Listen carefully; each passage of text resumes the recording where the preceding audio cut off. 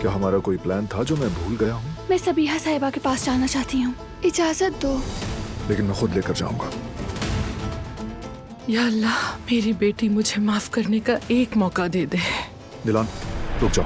मैं नहीं चाहता तुम उस औरत से अकेले में मिलो। भरोसा रखो। उसने कहा था आखिरी बार है, मगर रह ना सकी और आ गई फिर मुझसे मिलने। अपना सामान समेटें, फौरन यहाँ से निकल जाएं। बारान ने तुर्क को ढूंढ निकाला है, वो सब जान जाएगा। उसको मारने की कोशिश करने वाली आप थी। दिलान, एक मसला है बारान, फौरन बात करनी है उस पर।